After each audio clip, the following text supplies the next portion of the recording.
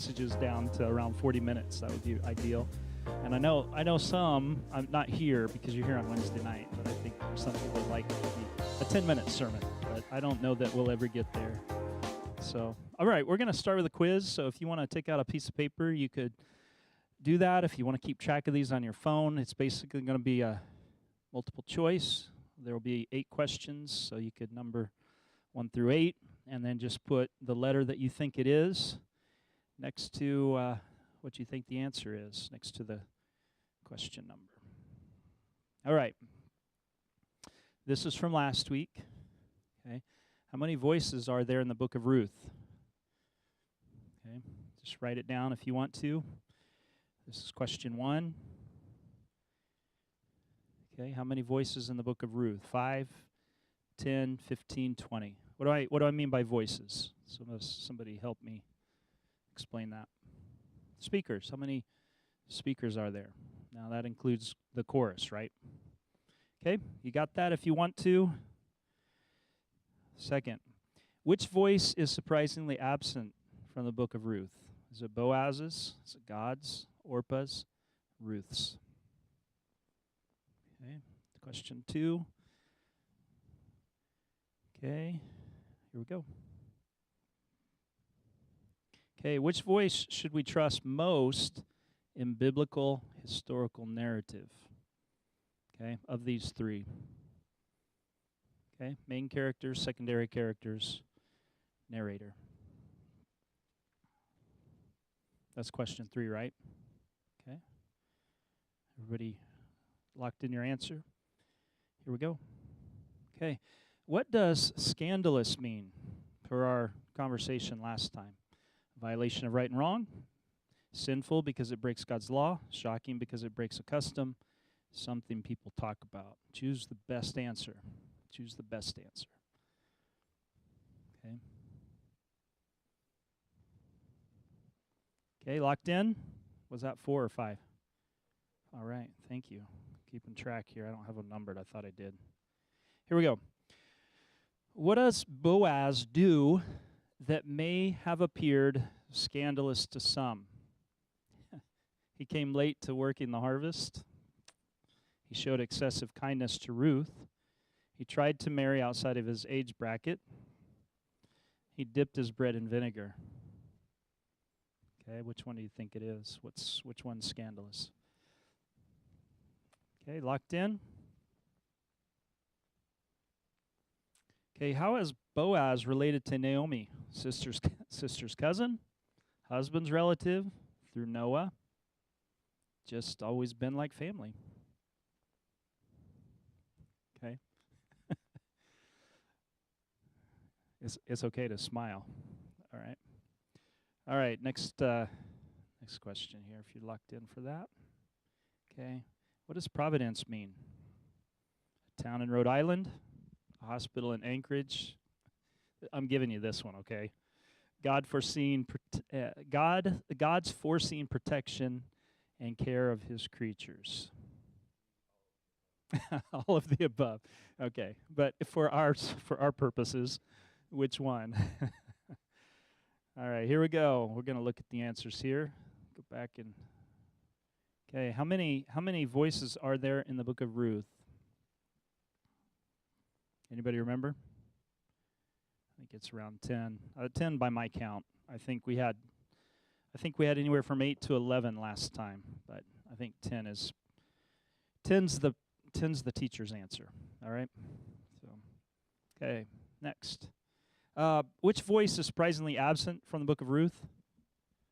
God's voice, right? We don't ever hear him speak directly there. I think, based on my understanding of inspiration, God speaks through the narrator in Ruth. Okay, God's. Okay, which voice should we trust most in biblical historical narrative? I guess the previous question pretty much gives away this one, but I think we knew it anyway. Which one is it? C, the narrator. Okay, because the narrator, it's not that we shouldn't trust other voices, it's that the narrator is putting all the pieces into perspective. So that's why we want to listen to the narrator's voice. They're going to explain things like, for example, when Jesus speaks in the Gospels, and he says, there's this thing in Mark where he says, it's not what goes into a man that causes him to be unclean, it's what comes out, right? Food passes in and then passes out of the body, and it says, Mark puts a comment in there, so Mark's the narrator there. By saying this, Jesus declared all food clean, right? So he's giving us a little bit more than what's even there. And so Jesus' voice certainly can be trusted. But what Mark is saying is he's giving us a little bit more. He's acting as the narrator in that story. All right, let's go on here so we don't get too off track. What does scandalous mean? How would you answer that? What is it? C. Yeah. It could be a violation of right and wrong. I mean, that could be scandalous, and it could be sinful because it breaks God's law. And it could be something that people talk about. But the best answer for what we talked about last week, and I think based on what's coming up in chapter 3, is it's shocking because it breaks a custom. Okay, chapter 3 is a little bit scandalous, I'm going to tell you. Even if you take like the most innocent view of what uncovering the feet means, it's scandalous what Ruth did. Okay, let's see. What does Boaz do that may have appeared scandalous to some? Showed excessive kindness to Ruth. Okay, good. Okay, the purpose of this is not to get a good grade. It's to remember what we talked about last time, so these questions aren't hard. How is Boaz related to Naomi? Yep, B. Also C, but B is the best answer, right? True? All right, what does providence mean? Best answer? C. Okay, God's foreseen protection and care of his creatures, which, by the way, is Noah Webster's definition of providence. All right, well, that's all. Let's pray. Just kidding. We're not leaving yet. All right, let's talk about this. Sometimes you'll hear people say this. You'll hear them say that because something happened, it must have been God's will, just because it happened, okay? But I don't think that the Bible teaches that everything that happens is God's will, okay? I don't think Babel was God's will. He spoke directly against it. He said that you're to multiply and spread throughout the earth, and they concentrated in a city, and they directly disobeyed God's command. And so he scattered them. I don't think that the fall was God's will. You can get into a discussion, that's not for tonight, but there is a discussion that some people have between God's permissive will and his perfect will. And I don't want to approach that other than to say that, let's just make this statement. I think we could probably all agree with this, that not everything that happens has God designed and caused to happen in an active way, okay? I think we could probably all agree with that there are things that take place in this world that are not God's will, and yet he can work through those things. There's a question. I was looking at Warren Wiersbe's understanding. If you don't know who Warren Wiersbe is, he's a Bible teacher. He used to be on the radio. Moody, I think he was at Moody Bible Church out of Chicago. And anyway, he took the view that Elimelech was wrong in going to Moab, taking his family there. The narrator never really says that. Maybe they're implying that something they should have known from earlier on. But I don't know that necessarily is the case. I would hesitate to take that strong of a stand on that and say that that's what happened.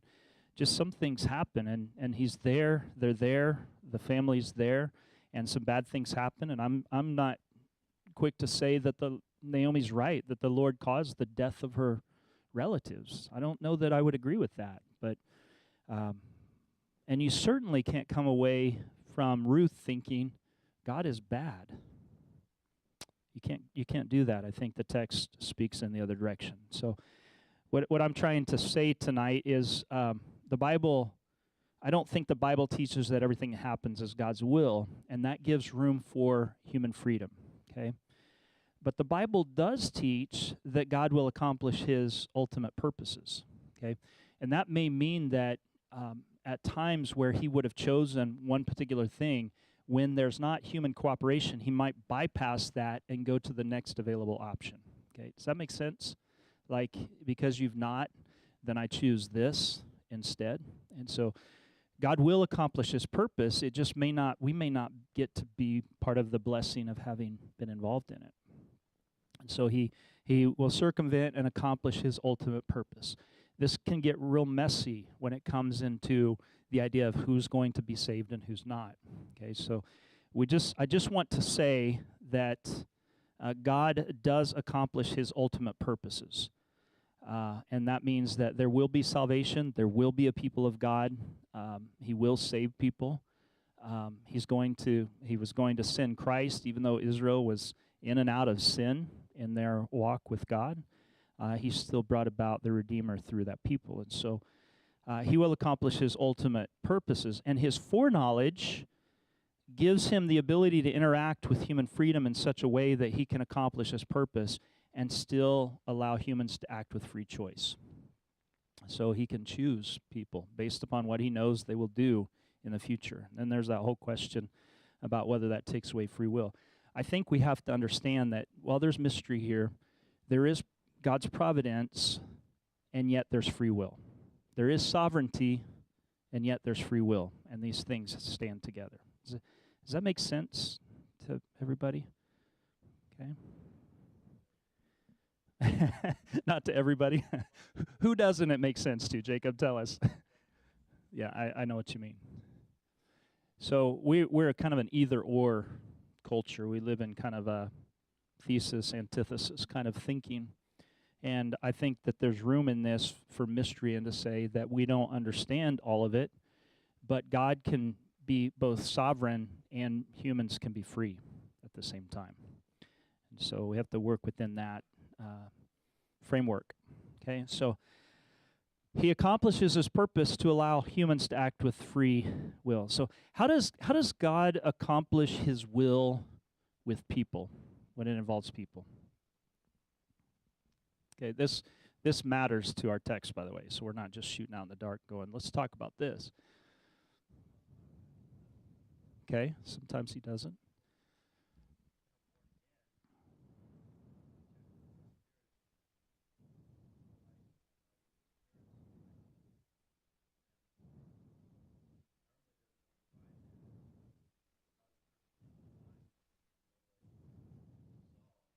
Okay, but let's think broader than that. Like, how does he, if we think he does, because I think he does accomplish his will with some people, don't you? Or is everything a failure all the time?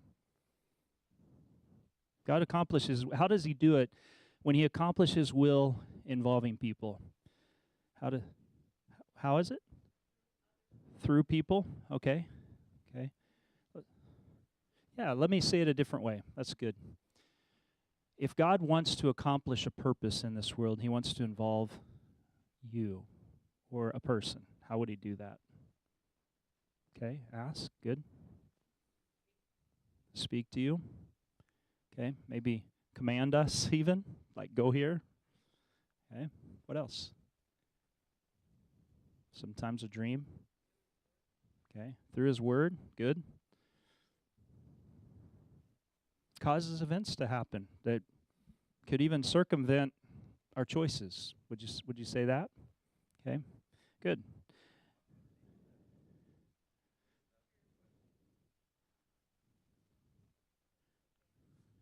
Yeah. Yep. Yeah. I think it could happen through human choices, both good and evil. Miss Evelyn? Okay.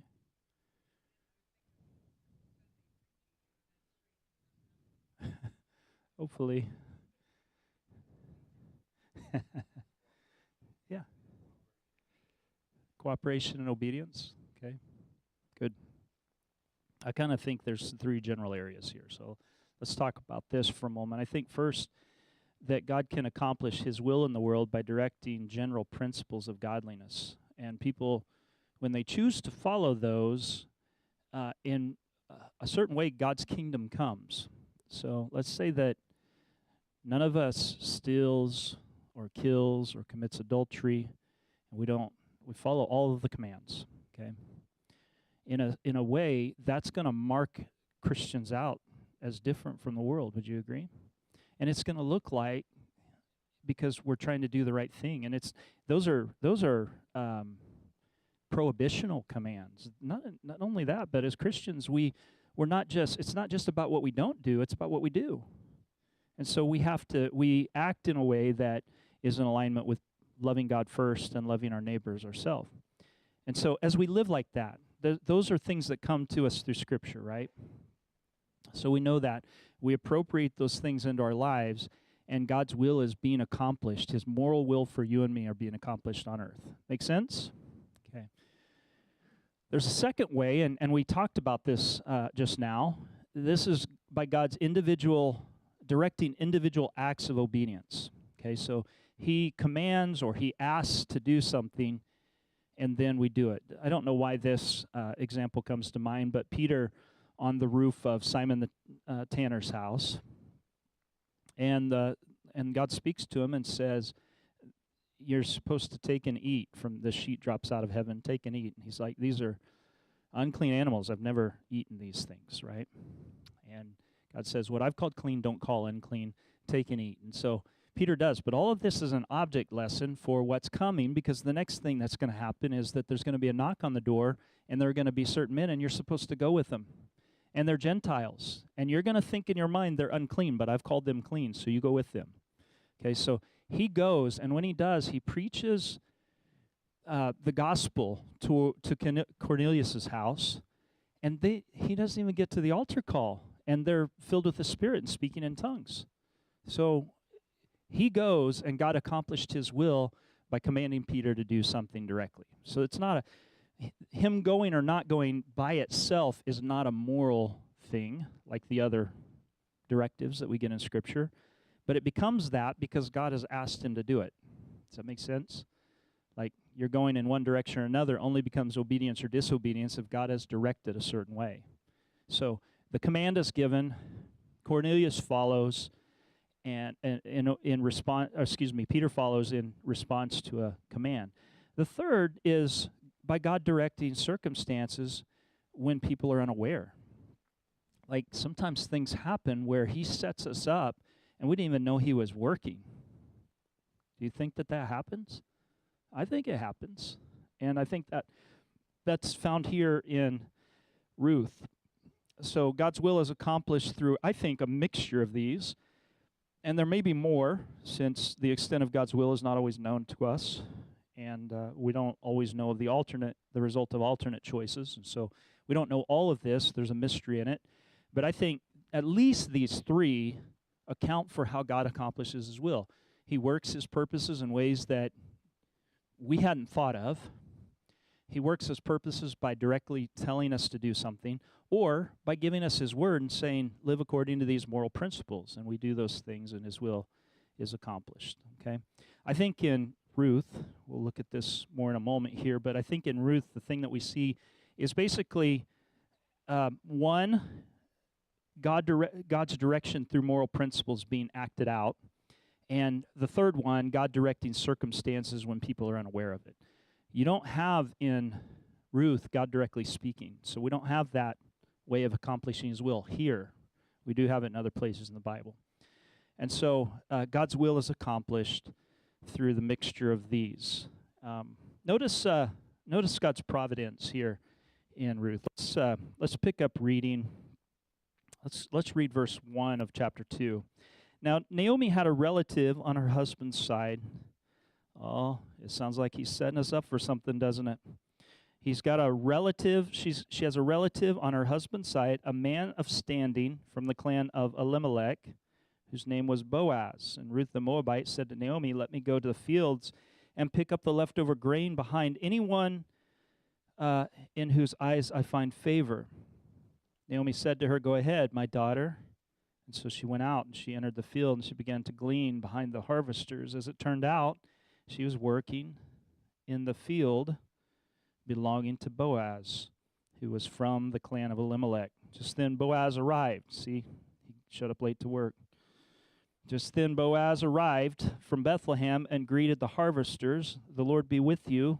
The Lord bless you," they answered. Boaz asked the overseer of the harvester, "Who does this young woman belong to?" And the overseer replied, "She is a Moabite who came back from Moab with Naomi.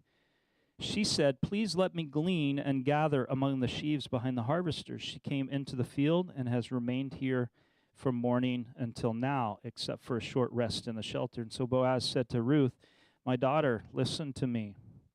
Don't go and glean in another field, and don't go away from here. Stay here with the women who work for me, and watch the field where the men are harvesting and follow along after the women. I have told the men not to lay a hand on you, and whenever you are thirsty, go and drink from the water jars that the men have filled." At this, she bowed down with her face to the ground. She asked him, "Why have I found such favor in your eyes that you notice me, a foreigner?" And Boaz replied, "I've been told all about what you've done for your mother-in-law since the death of your husband, how you left your father and your mother and your homeland, and you came to live with the people you did not know before. May the Lord repay you for what you've done. May you be richly rewarded by the Lord, the God of Israel, under whose wings you have come to take refuge. May I continue to find favor in your eyes, my Lord," she said. "You have put me at ease by speaking kindly to your servant, and though I do not have the standing of one of your servants." At mealtime, Boaz said to her, "Come over here, have some bread, dip it in the wine vinegar." And when she sat down with the harvesters, he offered her some roasted grain, and she ate. And she ate all she wanted and had some left over. She got up to glean. Boaz gave orders to his men, "Let her gather among the sheaves, and don't reprimand her. Even pull out some stalks from her for her from the bundles and leave them behind that she can pick them up, and don't rebuke her." And so Ruth gleaned in the field until evening, and then she threshed the barley she had gathered, and it amounted to about an ephah. She carried it back to town, and her mother-in-law saw how much she had gathered. Ruth also brought out and gave her what she had left over after she had eaten enough. Her mother-in-law asked her, "Where did you glean today, and where did you work? Blessed be the man who took notice of you." Let's stop there for now, and let's talk about God's providence in this. This is God's foreseen protection and care of his creatures, and you can see this in Ruth's encounter here. First, I'd like you to notice in verses 2 and 3 that both Ruth and Boaz were at the right place, okay? And they didn't happen to get there because they planned it. You notice that? I will make the argument tonight, if we have time, that they're the right people, okay? They're the right people, and their character shows that. And so I think this comes from following moral principles, that they're the right kind of people. But they're at the right place. In verses 2 and 3, so it says, "So she went out and she entered the field and she began to glean behind the harvesters." And it says, "As it turned out." This is the narrator's way of telling us that for Ruth and for Boaz, they don't know what's going on yet, okay? But God is doing something here. As it turned out, she was working in the field belonging to Boaz. Is this just a coincidence? Do you think it's a coincidence? I don't think it's a coincidence. I think somehow God has orchestrated this in ways that we may not fully know how. She was working in the field that belonged to Boaz, who was from the clan of Elimelech. Boaz was a good man and a relative. Notice it was at the right time. Notice this next part here, and it says this in verse 4. It says, "Just then Boaz arrived from Bethlehem." Right field, right time. Okay? All of this coming together to show that God has his hand all over this. Just then Boaz arrived from Bethlehem and greeted the harvesters. And then you need to notice that it was the right detail. In verse 5, it says that Boaz asked the overseer of his harvesters, "Who does that young woman belong to?" Okay, something about her stood out. Maybe he didn't know her. Maybe he didn't see her before. Maybe something just struck him as different. Maybe Moabites looked a little bit different from your typical descendant of Judah. I don't know exactly what it was, but he noticed something about her Something is different. And I wonder if maybe God had directed his heart that direction. Who does that young woman belong to? So the right place, the right time, and noticing all of this contributes to the story of Ruth. Okay? And God has his hand in this. And I think this is one of the ways that God leads us, is he does it providentially. It's not in consequence of always a direct choice. Like, you're going to argue, probably I would, that the direct choice goes all the way back to when Ruth decided to be loyal to Naomi. Okay? But this is not because God said to her, go glean in that field. You understand that? As far as we know, the text doesn't say God told her, go to this particular field. She's asking. Providentially, she gets led to the field that belongs to Boaz. The circumstances happen to be right. And I think this is the wonderful thing about following the Lord, is that we need to always be obedient and be saying yes to him when he calls us to take a direct action. But I think we also need to be the kind of people who have such character that our character puts us in places where God's will can be accomplished. You understand that one of the reasons why Ruth is attractive to Boaz is because of her good character. The decisions she made put her in a place where he notices her, and he seems to know the backstory at this point. And so because he's a good man and she's a good woman, there's an attraction that's there. Okay? So I think those things are working, even though God hasn't directed the will of each of these, but he's arranged for this meeting to take place, the right time, the right detail. And so that's the question. Can God arrange the right time and the right place? By putting our heart prompting maybe, or some kind of thing that we would seek to follow, or he just knows that we're likely to go to this place and he directs that. And I think God can work with free will and still influence the outcomes towards his good purpose. We saw last time that Boaz was a good man. I'm not going to take a lot of time for this because we did last time, but we see, according to the narrator, he's a good man in his reputation. Okay, it says there that he was a man of standing. He had a reputation among the people of Bethlehem. Okay, we see something of his character in the admiration that he has for Ruth. Okay, I don't know how to explain this without going into a lot of detail, other than to say that when you're a person of good character, you appreciate good character in others. Does that make sense? Like you find praiseworthy those ideals that you value. Somebody said it another way. You can tell a lot about a person by what they laugh at and celebrate and what they cry about. True? Like, we're watching stuff on TV that's not glorifying to God, and that's funny to us. Maybe we need to have a little chat with the Lord about that, right? Because that may reveal something about us that is not good. And so what I'm trying to say here is that by Boaz's admiration for Ruth, it demonstrates that he himself is a good man. The third thing is that his actions towards Ruth, he calls her daughter, and one of the commentators said that probably what he's doing is he's standing in the place of Elimelech in doing this, is he's recognizing her as a member of the family. He protects her. Verse 9 says, I'll not let any of the young men lay their hands on you. Where's that at? Is that right? Watch the field where the men are harvesting, follow along after the women. I've told the men not to lay a hand on you, and whenever you're thirsty, go and get a drink. Here, this is a protective thing. He's protecting her from dehydration. I mean, we would think about that. They're probably just thinking about being thirsty.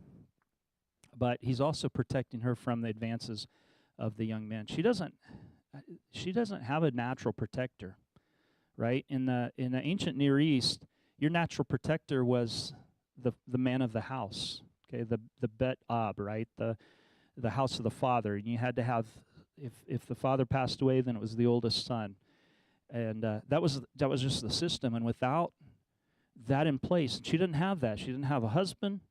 She's away from her natural family, and she's away from her father-in-law because he also died. And so she's standing out there very vulnerable, and she may be vulnerable, especially being a foreigner, to the men who are working the field. Okay? I don't know if you thought of that, but Boaz is saying, I don't want you guys messing around here. And one of the commentators thought this might be a way of curbing any kind of sexual advances that they would make towards her. Okay, and so Boaz is protecting her. And this shows his character. And also we see it in his blessing. He commits to her, verse 21. He says, just stay in my field and glean from my field and nobody else's. And then in verse 12, he blesses her in God's name. Okay, and we see admiration for Ruth here. She took active responsibility to care for Naomi. And I wonder if the reason Naomi's not out there gleaning is she's too old for it.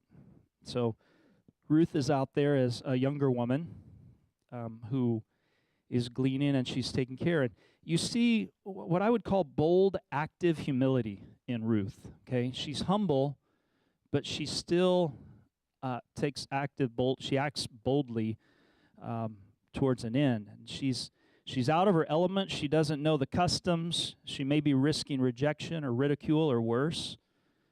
But the care for Naomi caused her to go beyond that.